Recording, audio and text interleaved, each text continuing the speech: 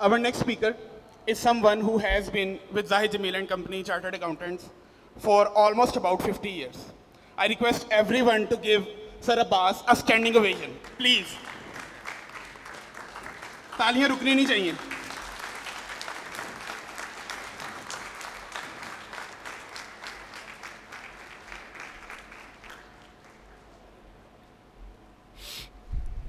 अस्सलाम वालेकुम. बिस्मिल्लाहिर्रहमानिर्रहीम. 50 साल I joined Zahid Jamil and Company, August 1973. I joined as a job, as a typist. I should say as a typist joined. Then during my service, I completed my articleships and also worked in all sections, bookkeeping, taxation, accounting, उसमें taxation में भी मैंने बहुत काम किया. इसका सारा सेहरा जो है वो 50 साल का जो पीरियड है वो इसमें मेरे टीचर हैं, मैं उनको, मेरे मेंटर भी हैं, ये सारा ज़ाहिद जमील साहब का, मेरे चेयरमैन साहब, मैं उनका शुक्रिया अदा करता हूँ. उनकी गाइडलाइन में मैं अब यहाँ तक खड़ा हूँ तो उनकी वजह से खड़ा हूँ. तो अब जो मैं उस during that tenure I learn more in my all profession. मैंने टैक्सेशन में बहुत कुछ सीखा. उस वक़्त इतनी रिटर्न्स नहीं होती थी, क्लाइंट इतने ज़्यादा नहीं होते थे. तो ज़ाहिद साहब ने मुझे टैक्स रिटर्न भरना सिखाया, मुझे अकाउंट्स सिखाए, टैक्स उसमें मुझे वेल्थ स्टेटमेंट बनानी सिखाई कि वेल्थ स्टेटमेंट कैसे बनाते हैं.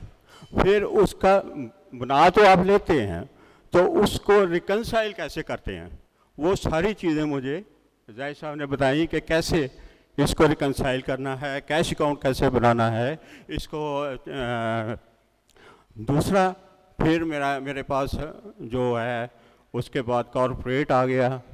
कॉरपोरेट में मैंने बहुत मेहनत की. इसमें भी ये सेहरा ज़ाहिद साहब के सारी है कि उन्होंने अभी तक ये मुझे सेक्शन जो है वो इसमें ऑथराइज़ किया हुआ है कि मैं independent as a corporate consultant काम करता हूँ. तो इसमें अब कॉरपोरेट में कंपनी लॉ का जो है ना नो होना ज़रूरी है.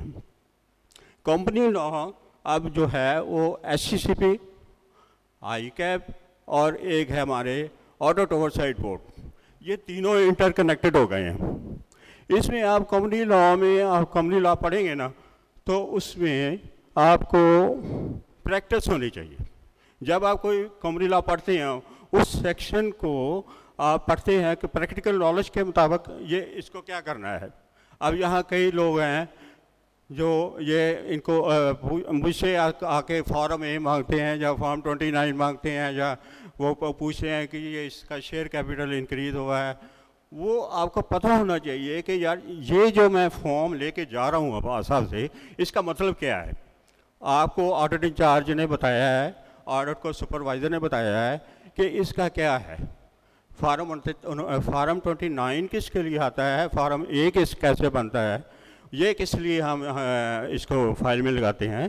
तो ये सारा नॉलेज आपको कंपनी लॉ में, ये कंपनी लॉ पढ़ के आता है, फिर उसको प्रैक्टिकल नॉलेज में आता है.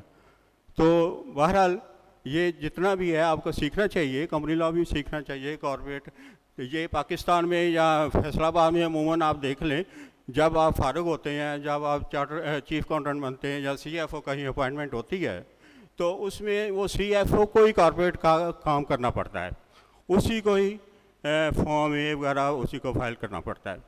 तो फिर वो काम आपको आएगा. तो फिर दूसरी बात यह है कि आपने लेटर जो है, लेटर राइटिंग होनी चाहिए आपकी, लेटर ड्राफ्टिंग होनी चाहिए, आपकी स्किल होनी चाहिए उसके लेटर पे कि आपने लेटर को सेट कैसे करना है. उसका नोटिस का रिप्लाई कैसे करना है, नोटिस आया है SECB की तरफ से आया है, इनकम टैक्स की तरफ से आया है, ऑर्डर का लेटर है, आपने उसको सेटिंग कैसे करनी है, ये सारी चीज़ें जो हैं वो आपको सीखनी चाहिए। तो मेरा ख्याल है मैं दोबारा ज़ाहिर साहब का शुक्रिया अदा करता हूँ, तो आप सबका भी शुक्रिया अदा करता हूँ कि आप AGM पे तशरीफ़ लाए, और सब पार्टनर्स का शुक्रिया अदा करता हूँ। Thank you very much.